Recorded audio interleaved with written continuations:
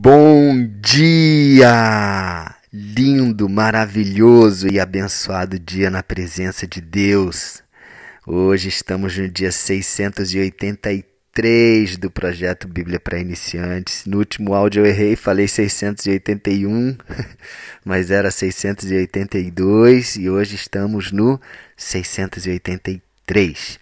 Vamos continuar nessa jornada da fé, aprendendo, fortalecendo a nossa fé através de Hebreus capítulo 11. Uau!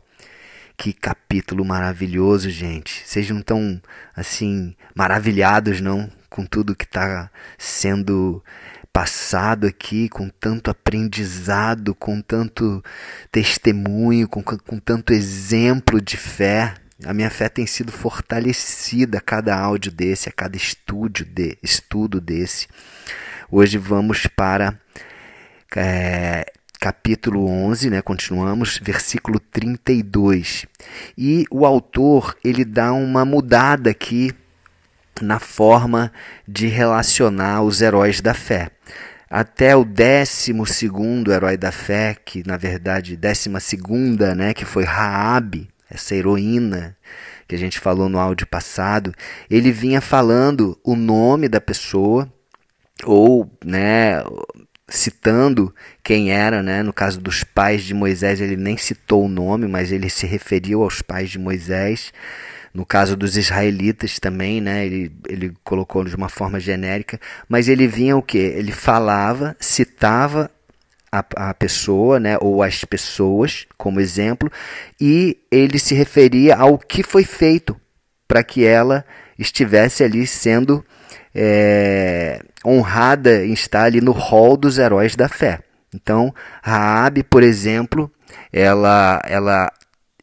o autor diz que ela recebeu os espiões israelitas desobedecendo, né, a uma ordem expressa lá de Jericó, das autoridades, e diz que ela não morreu com aqueles que tinham desobedecido a Deus.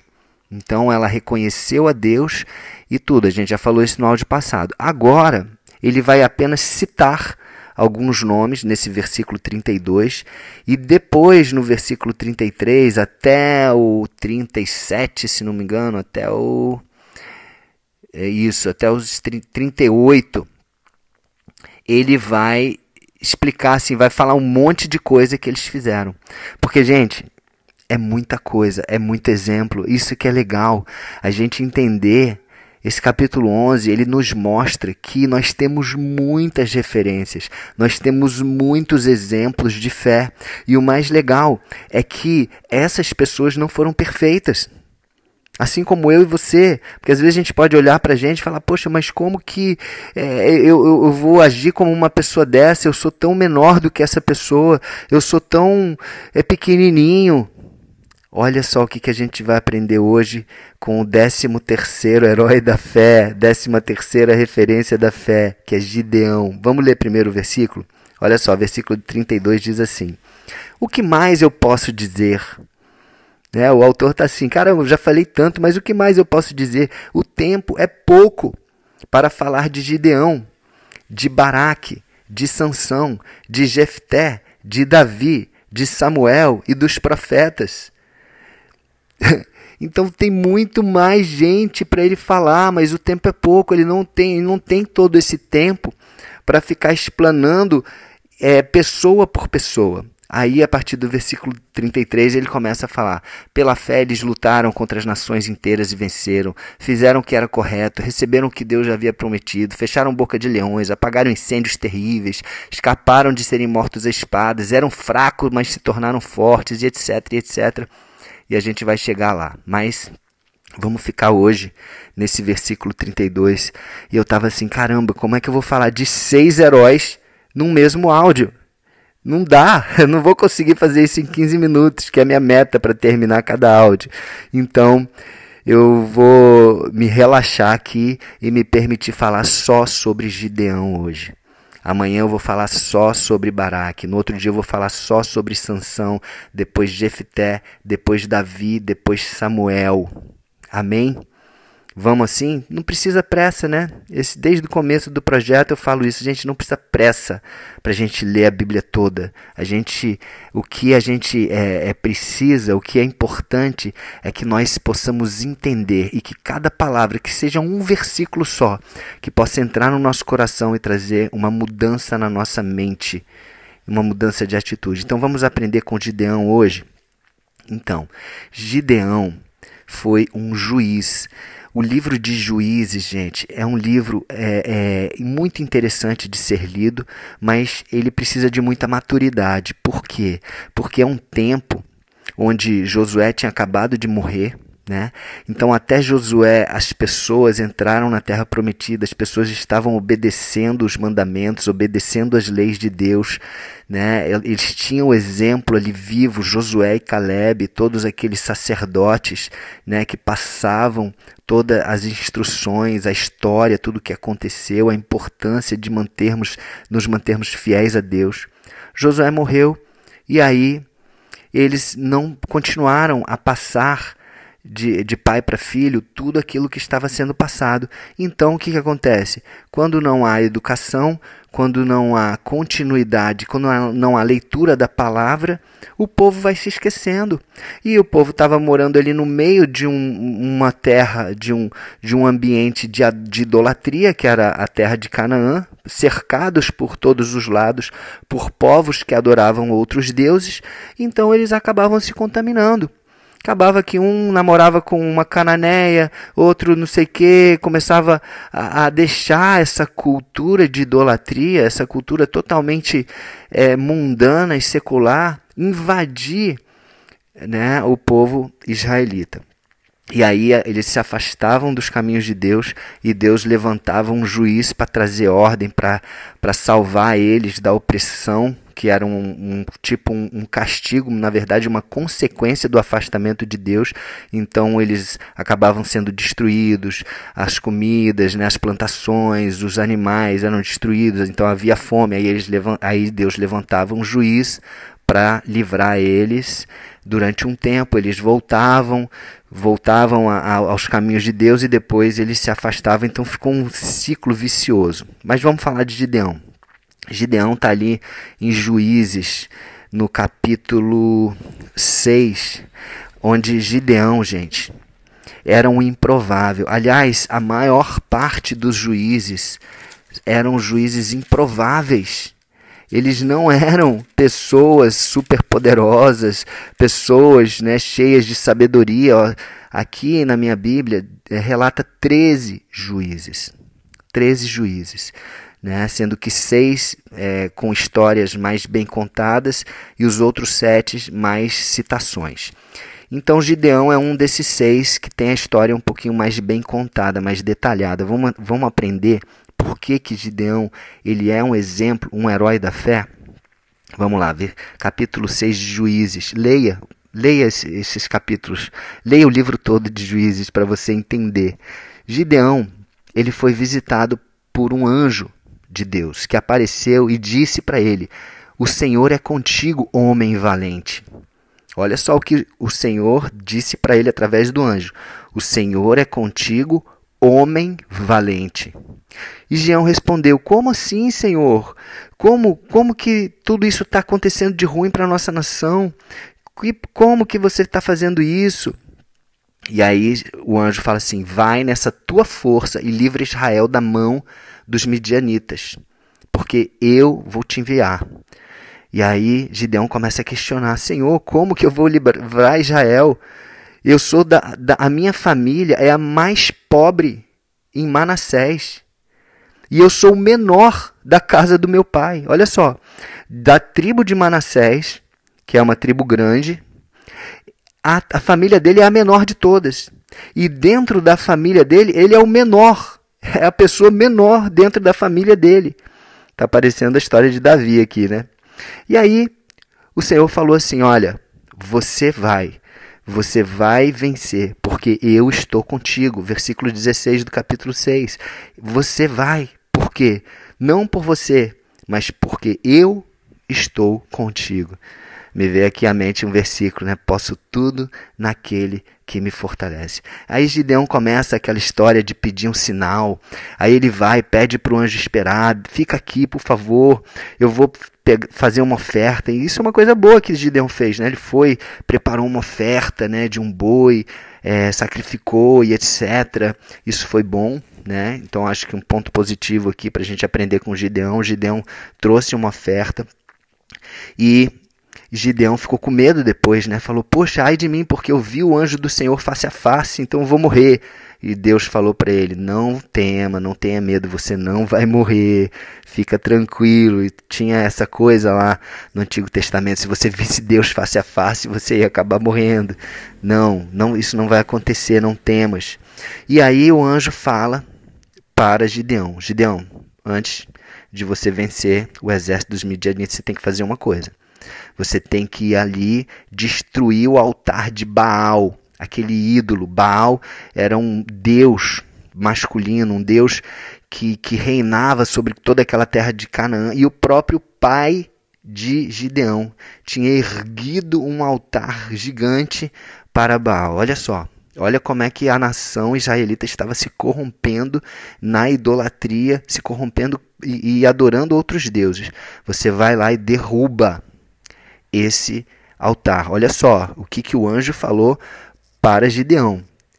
Seria uma desonra ao pai, mas o pai estava desonrando a Deus. Então, entre desonrar a Deus e desonrar o pai, que Gideão falou? Eu prefiro desonrar o meu pai, obedecer o que Deus está falando, e ele foi lá e fez isso. Foi uma confusão, as pessoas queriam matar Gideão. Como que Gideão faz isso? E o próprio pai Gideão fala, não, espera, porque se Baal é tão poderoso assim, o próprio Baal vai castigar Gideão. A partir daí, ele foi chamado Jerubaal, que é Jeru, quer dizer luta, Baal é esse Deus, né, o que significa aquele que domina sobre as pessoas, né, era um Deus dominador. E então ele começou a ser chamado de Jerubaal, pegou essa fama. Poxa, Gideão derrubou Baal. Depois disso, Deus falou, olha, vai para matar lá os midianitas, separa o exército. Só que Gideão, a gente sabe aquela história, né? Ficou com medo ainda, pediu confirmação, aquela questão do orvalho, né? Senhor e tal, tá tudo aqui no capítulo 6, no final do capítulo 6. Lê, é interessante essa dúvida, esse medo de Gideão, e aí como Deus vai respondendo e trazendo confirmação. Depois ele vai e separa, né, os homens do exército, que eram 32 mil homens. Deus fala para ele, ó, tem muitos homens, fala para eles, todos aqueles que tiverem um pouquinho de medo, que voltem para sua terra. 22 mil desses 32 mil voltaram porque estavam com medo. E lógico, né, o medo ele contamina. Se você está do lado de uma pessoa que está com medo, é muito fácil de você ser contaminado por esse medo. O medo dissemina de uma forma muito fácil. A gente sabe o que aconteceu na pandemia, né? O medo foi o pior, eu acho que, fator de tudo, pior até do que o próprio vírus, né? Então esses 22 mil medrosos saíram, sobraram 10 mil. Mas aí Deus falou, ainda tem muita gente. E aí Deus fez do jeito dele lá, né? Quem ia beber água e tal, sobraram 300. Gente, desses 300, Deus usou esses 300 para ganhar uma guerra, uma batalha. Sabe quantos homens? Depois eu fiquei perguntando, cara, quantos homens tinham outro exército? No versículo 10 do capítulo 8 diz 120 mil homens. 120 mil homens caíram à espada diante de 300 homens. Amém? Então, gente, vamos aprender com Gideão, porque quando Deus nos chamar, é na força dele. Você pode ter dúvida como Gideão? Pode. Mas vamos aprender também com o coração do Gideão. Ele obedeceu. Ele levou uma oferta. E uma coisa interessante, que eu acho que muitas pessoas, até estudiosos da Bíblia, não se lembram disso.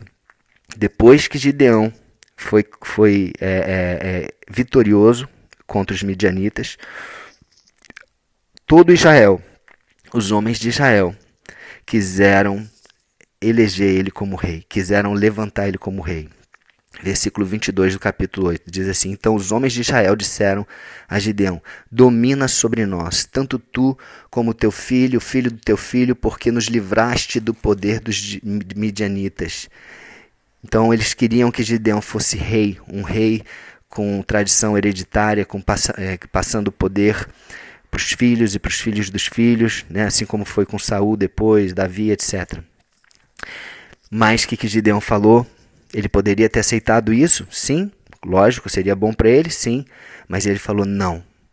O Senhor vos dominará. O Senhor vai ser rei de vocês. E ainda disse mais Gideão: Um pedido vos farei. Dá-me as argolas do despojo. Então ele pegou essas argolas e aí, que tinha ouro e tal, e aí ele fez uma estola lá, que acabou que essa estola foi um laço. Uma estola como se fosse uma roupa, né? Fez uma roupa e olha só como nós temos que ter cuidado. Por mais que Gideão tinha um coração bom, não quis ser rei, ele fez ali tipo um ídolo, né? Destruiu Baal, mas fez um ídolo, achando que estava sendo uma coisa boa, agradando a Deus, mas fez uma coisa material que as pessoas acabaram depois adorando essa estola, essa vestimenta, e foi um laço para a vida de Gideão. Depois Gideão teve 70 filhos. Ixi, já passou de 15 minutos, mas vamos até o final. Gideão teve 70 filhos. Esses 70 filhos teve muita confusão, porque a gente sabe que não é para termos muitas mulheres. E Gideão tinha muitas mulheres. Desses 70 filhos, um filho dele se levantou, matou todos os outros, menos um, né, Abimeleque.